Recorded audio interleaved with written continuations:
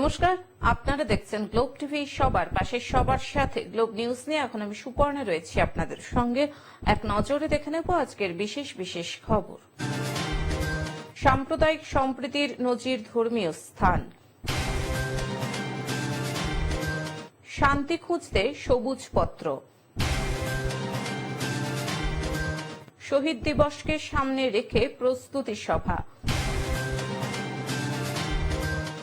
Mobile আউটলেটে আলু পেঁয়াজ বিক্রি। চিকিৎসার সরঞ্জাম দিয়ে পাশে দাঁড়ালো ব্যাংক।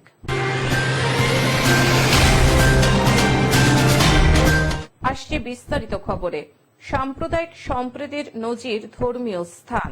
শহর বসিরহাটে রয়েছে একাধিক ধর্মীয় স্থান। কোথাও হিন্দুদের মন্দির বা মহাশ্মশান, আবার কোথাও রয়েছে মুসলিম ধর্মাবলম্বীদের মসজিদ ও কবরস্থান, যা সবসময় শহর বসিরহাটের ঐতিহ্য ও ইতিহাস বহন করে চলেছে। কিন্তু টেলিভিশন, ইন্টারনেট তথা সোশ্যাল মিডিয়ার যুগে মানুষ কোথায় গিয়ে যেন সেই ধর্মীয় স্থানগুলির ইতিহাসকে ভুলে যাচ্ছে তাদের অপরিসীম গুরুত্ব। তাই সেই সমস্ত ধর্মীয় স্থান, গোরস্থান ও মহাশ্মশানগুলির ইতিহাস ও মাহাত্ম্যকে মানুষের মধ্যে পুনরায় সঞ্চারিত করতে উদ্যোগী হলেন বসিরহাটের এক প্রাক্তন শিক্ষক। তার উপরে স্যার যে উদ্যোগটা নিয়েছেন অত্যন্ত সকলের জন্য একটা ইতিহাস। এটা বসিরহাটের বুকে এরকম একটি বুকস কেতাব, যেটা আমরা বই বলি, এটা অত্যন্ত প্রয়োজন ছিল। এটা একটা ইতিহাস, বিভিন্ন মসজিদ, মাদ্রাসা এবং কবরস্থান, মন্দির এবং গির্জা, বিভিন্ন বিষয় নিয়ে যে এই একটা উদ্যোগ নিয়েছে, এটা অত্যন্ত আমি খুশি এবং আমার কওম প্রত্যেকে খুশি হবে, এটা আশা করি।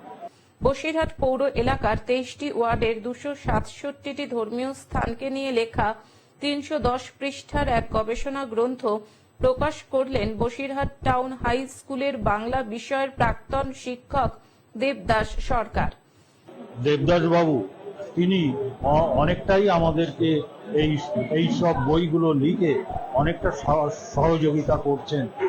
আর মানুষের যে স্বাভাবিক শান্তি, সেটা আসবে যখন মানুষ নিজে এই আধ্যাত্মিকতা সম্বন্ধে বুঝবে। বসিরহাটের একটি সামাজিক স্বেচ্ছাসেবী সংগঠনের সহযোগিতায় প্রকাশ পেল বসিরহাট পৌরসভার মহাশ্মশান, গোরস্থান ও ধর্মীয় স্থানগুলির ইতিকথা।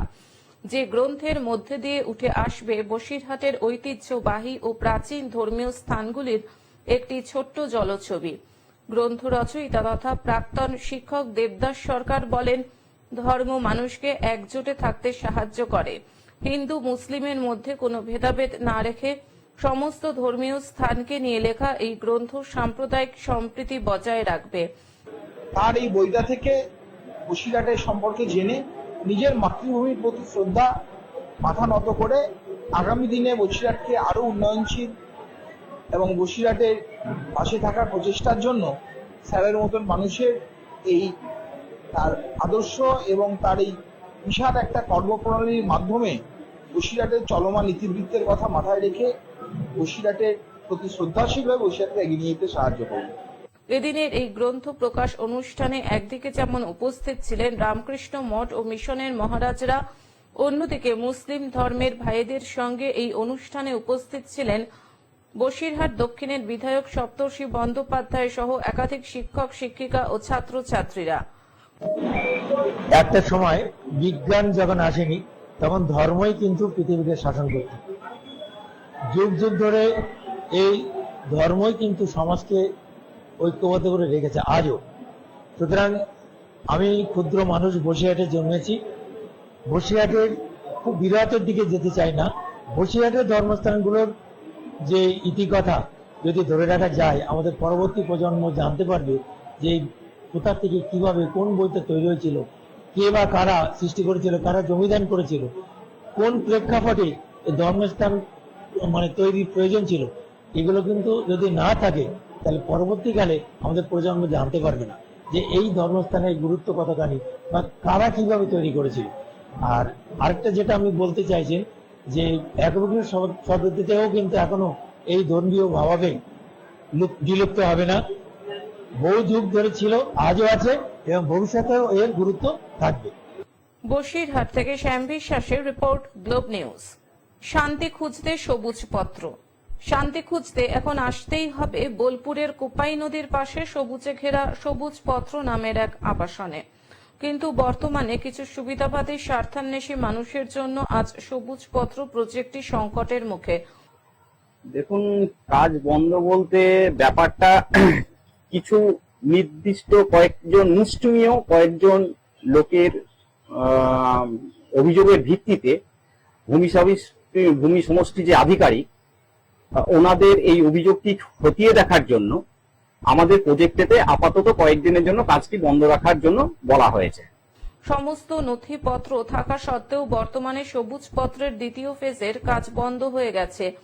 এর ফলে ক্ষতিগ্রস্ত প্রায় 1000-এরও বেশি খেটে খাওয়া অসহায় মানুষেরা। এর পাশাপাশি 300টি পরিবার ভীত সন্ত্রস্ত। হ্যাঁ, আমার তো অসুবিধা হবে। এখানে কাজ চালার জন্যই তো আমরা সবকিছু নির্ভর করে চলি। এখানে কাজ যদি বন্ধ থাকে আমরা খাবো কি করে? কিছু মানুষের প্ররোচনায় স্থানীয় মানুষদের খেপিয়ে তোলার চেষ্টা করা হচ্ছে। বলা হচ্ছে বর্গাদারদের কাছ থেকে সঠিক টাকা না দিয়েই নামমাত্র দামে অধিগ্রহণ করা হয়েছে জমি, যদিও সমস্ত অভিযোগ অস্বীকার করলেন স্বয়ং বর্গাদারের। হ্যাঁ, কথা মানে আমি বাবার বর্গা ছিল, আমি ওয়ারিসেন। আমাদের যেটা কমপ্লেন ছিল যে বর্গাদার হিসেবে আমি আমার যেটা বাবার ছিল ওয়ারিস হিসেবে আমরা যেটুকু পাওয়ার সেটা পেয়েছি। হ্যাঁ, ন্যায্যটা বলতে যেটুকু সরকারি অনুযায়ী যেটা আমাদের থেকে ইনকোয়ারি করতে এসেছিল সেটা আমরা পেয়েছি। এই দিন বর্গাদার নারায়ণ হেমব্রম বলেন, বর্গাদারদের সরকারি হিসাবে যা ন্যায্য প্রাপ্য সেটাই তিনি পেয়েছেন। এদিন সবুজ পত্রের কর্মকর্তা মহাদেব মণ্ডল জানান, আমরা সমস্ত জমি সরকারি নির্দেশ মেনে এবং সরকারি ওয়েবসাইট banglabhumi.com-এ ভেরিফাই করার পরেই প্রাপ্য টাকা দিয়ে জমিগুলি কিনেছি। এই বেসরকারি আবাসনটি হতে যাদের কাছ থেকে জমি নেওয়া হয় তারাও পরিষ্কার জানিয়ে দেন সবুজ পত্রের মালিক তাদের সঠিকভাবেই সমস্ত টাকা পয়সা মিটিয়ে দেয়। সবুজ পত্র নিয়েছে 2022 সালে, সবকিছু ঠিকঠাক ছিল, মানে পাঁচিল ঘিরে দিয়েছে, সবকিছুই দিয়ে দিয়েছে। তারপরও কি করেছে, কি ঝামেলা আমি কিছু বুঝতে পারছি না। আপনার সাথে কোনো অসুবিধা? না, আমার সঙ্গে কোনো অসুবিধা হয়নি। আমাকে সবুজ পত্র মালিক পয়সা মিটিয়ে দিয়েছে, আমি জমি বিক্রি করে দিয়েছি। এখানকার এক স্থানীয় বাসিন্দা বলেন, এখানে বাড়ি কেনার আগে সমস্ত কাগজপত্র দেখে যাচাই করেই বাড়ি কিনেছি এবং এখনকার কর্মকর্তারা বাড়ি কেনার সময় যা যা করতে বলে সবই করে দেওয়া হয়েছে। সবুজ পত্রের আরেক কর্মকর্তা অভিজিৎ ধারা জানান, আমরা প্রশাসনের দ্বারস্থ হয়েছি। আমরা প্রশাসনের কাছে অনুরোধ করব যত তাড়াতাড়ি সম্ভব এই জটিলতা কাটিয়ে আমাদের কাজটা সুষ্ঠুভাবে শুরু করা হোক।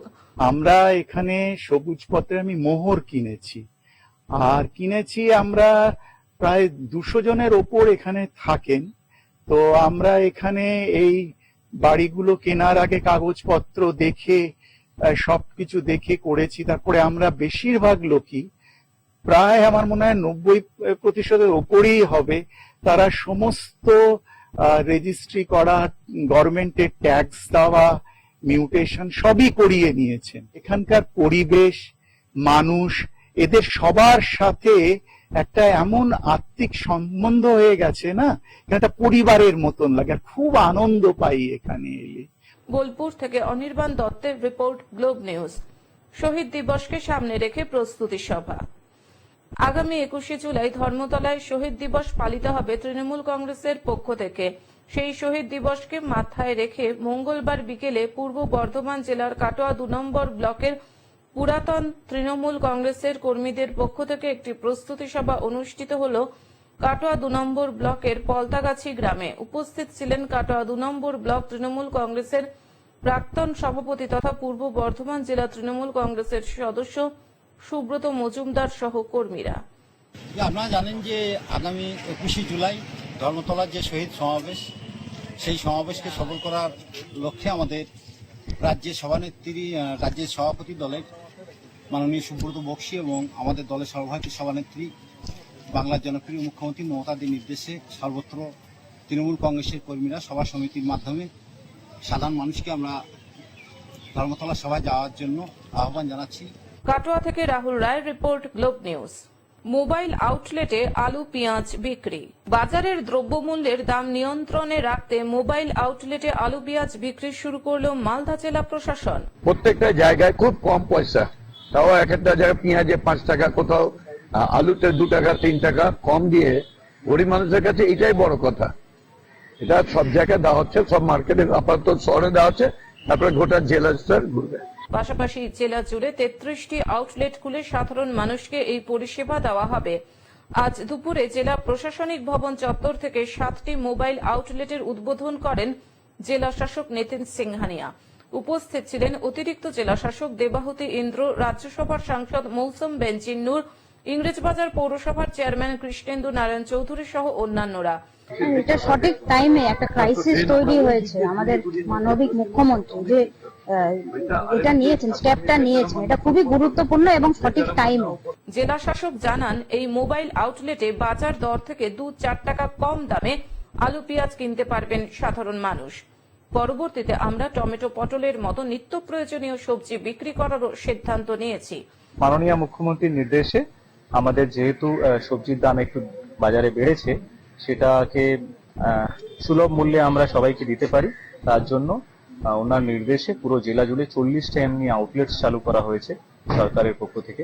বিভিন্ন এফপিওস, প্যাক্স এবং এসএইচজিস যে আছে তাদেরকে কাজে লাগিয়ে, এবং তার মাধ্যমে বাজার মূল্যে যে দামে আলু এবং পেঁয়াজ পাওয়া যাচ্ছে তার থেকে 3 থেকে 4 টাকা দাম কমে আমরা এখান থেকে বিক্রি করব। আজকে 7টা মোবাইল আউটলেট চালু করা হয়েছে। মালদা থেকে অভিষেক দাসের রিপোর্ট, গ্লোব নিউজ। চিকিৎসার সরঞ্জাম দিয়ে পাশে দাঁড়ালো ব্যাংক। স্বামী বিবেকানন্দের বাণী, একটি সময় একটি কাজ করো এবং সেটা করার সময় নিজের সবকিছু তার মধ্যে ব্যয় করে দাও। তার সেই বাণীকে পাথেয় করে কাজ করে যাচ্ছে দিশারি চাইল্ড ওয়েলফেয়ার ট্রাস্ট। সমাজের আজকের শিশু আগামী দিনের ভবিষ্যৎ, সেই সব শিশুদের নিয়ে কাজ করছে এই সংস্থা। বর্তমানে এখনো সমাজের মধ্যে বিশেষ চাহিদা সম্পন্ন শিশু জন্মাচ্ছে।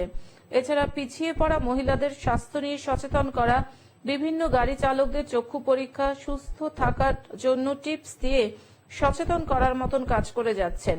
গ্রামে গঞ্জে বিশেষ চাহিদা সম্পন্ন শিশুদের চিকিৎসা দেওয়া, তাদের মায়েদের মধ্যে সচেতনতা গড়ে তোলা, এই সব কাজকে আরো বৃহৎ আকারে করার জন্য চিকিৎসার সরঞ্জাম প্রয়োজন হয়ে পড়েছিল।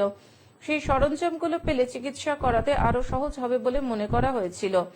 সেই সরঞ্জাম দিয়ে সহযোগিতার হাত বাড়ালো ভারতীয় স্টেট ব্যাংক। সোমবার উল্টো রথের শুভদিনে রামরাজাতলা পল্লী মঙ্গল সমিতির কক্ষে ওই চিকিৎসার সরঞ্জামের উদ্বোধন ও ভারতীয় স্টেট ব্যাংকের আধিকারিকদের ধন্যবাদ জ্ঞাপনের মধ্য দিয়ে এক অনুষ্ঠান করা হয়। উপস্থিত ছিলেন দিশারি চাইল্ড ওয়েলফেয়ার ট্রাস্টের সেক্রেটারি ডাক্তার সৈকত ঘোষ, অনন্যা ঘোষ সহ অন্যান্যরা। অনন্যা ঘোষ, আমি দিশারি চাইল্ড ওয়েলফেয়ার ট্রাস্টের ট্রেজারার। দিশারি চাইল্ড ওয়েলফেয়ার ট্রাস্ট বিগত 4 বছর ধরে নিজের কাজটা করে চলেছে। মেনলি অটিস্টিক শিশু, সেরেব্রাল পলসি শিশু এবং ওমেন ওয়েলফেয়ারের উপর কাজ করে চলেছে। কিন্তু আজকে দিনে আমরা যে অনুষ্ঠানটা আয়োজন করেছি তার মূল উদ্দেশ্য হচ্ছে যে স্টেট ব্যাংক অফ ইন্ডিয়া, যাকে আমরা একটা ব্যবসায়ী সংস্থা বলে জানি, তারা কিন্তু একটা মানবিক মুখও আছে এবং তারা এই অটিস্টিক শিশুদের ডেভেলপমেন্টের জন্য আমাদের এই সেন্টারটিকে অনেকগুলি ইনস্ট্রুমেন্ট দিয়ে অনেকটা ইনফ্রাস্ট্রাকচারাল ডেভেলপমেন্টে সাহায্য করেছেন। হাওড়া থেকে অর্পণ সিংহের রিপোর্ট, গ্লোব নিউজ। এখন থেকে গ্লোব টিভি দেখুন আপনার স্মার্টফোনেও। গুগল প্লে স্টোর অথবা অ্যাপল স্টোর থেকে ডাউনলোড করুন গ্লোব টিভি লাইভ অ্যাপ এবং জিও টিভি অ্যাপ। এছাড়াও জিও ফাইবারেও গ্লোব টিভি দেখুন। আজকের মতন গ্লোব নিউজ এখন এই পর্যন্তই। দেখতে থাকুন গ্লোব টিভি, সবার পাশে সবার সাথে। নমস্কার।